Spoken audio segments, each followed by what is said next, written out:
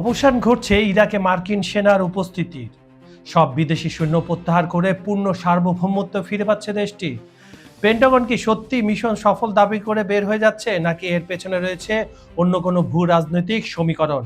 এই ঐতিহাসিক সিদ্ধান্তের পেছনে আসল ঘটনা জানতে ভিডিওটি শেষ পর্যন্ত দেখুন।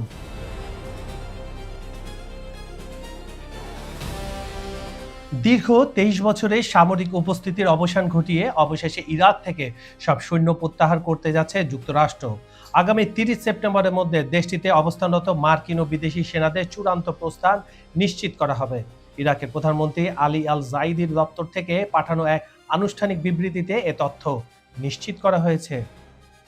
বিবৃতিতে জানা যায়, ইরাকে বিদ্রোহী গোষ্ঠী বিরোধী বৈশ্বিক জোটের সামরিক অভিযানের আনুষ্ঠানিক সমাপ্তি ঘটতে চলেছে।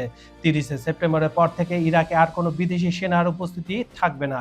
এই সময়সীমাকে নির্ধারিত ও চূড়ান্ত উল্লেখ করে আগামী ১ অক্টোবরকে ইরাকের জন্য এক ঐতিহাসিক দিন হিসাবে ঘোষণা করা হয়েছে, যেদিন থেকে দেশটি পুরোপুরি বিদেশি সেনামুক্ত সার্বভৌম রাষ্ট্রে পরিণত হবে।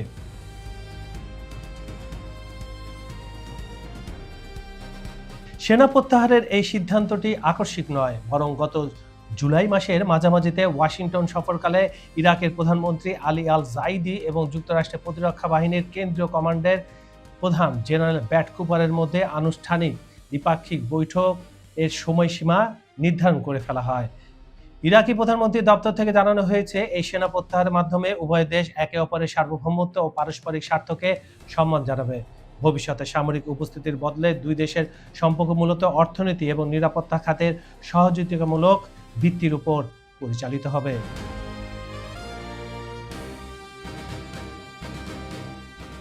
২০০৩ সালে ১৯ মার্চ সাবেক ইরাকি প্রেসিডেন্ট সাদ্দাম হোসেনকে উৎখাত করার লক্ষ্যে দেশটিতে বড় ধরনের সামরিক অভিযান শুরু করেছিল মার্কিন বাহিনী, অপারেশন ডেজার্ট স্টর্ম নামে। অভিযানের ৯ মাসের মাথায় সাদ্দাম হোসেন গ্রেপ্তার হন এবং ৩ বছরের বিচার কার্য চলার পর ২০০৬ সালে ৩০ ডিসেম্বর তার মৃত্যুদণ্ড কার্যকর করা হয়। চুক্তি অনুযায়ী সাদ্দাম হোসেনের পতনের পরপরই সেনা প্রত্যাহারের কথা থাকলেও পরবর্তীতে একটি উগ্রপন্থী দলের উত্থান ঘটে, ফলে ওই অঞ্চলে জঙ্গি দমন ও স্থিতিশীলতা বজায় রাখার দোহাই দিয়ে অভিযান অব্যাহত রাখে মার্কিন যুক্তরাষ্ট্র। এ বিষয়ে মার্কিন সংবাদ মাধ্যম অ্যাসোসিয়েট প্রেস পেন্টাগনের সঙ্গে যোগাযোগ করলে এক কর্মকর্তা নিশ্চিত করেন, সন্ত্রাস বিরোধী অভিযান কাঙ্ক্ষিত সাফল্য অর্জন করেছে। বর্তমানে ইরাকে সক্রিয় অন্যান্য ছোটখাটো গোষ্ঠী বা হুমকি মোকাবেলা করতে ইরাকি সেনাবাহিনী এখন সম্পূর্ণ স্বাবলম্বী ও সক্ষম। তবে বর্তমানে ইরাকে ঠিক কতজন মার্কিন সেনা অবস্থান করছেন সে বিষয়ে পেন্টাগনের পক্ষ থেকে সুনির্দিষ্ট কোনো তথ্য প্রকাশ করা হয়নি।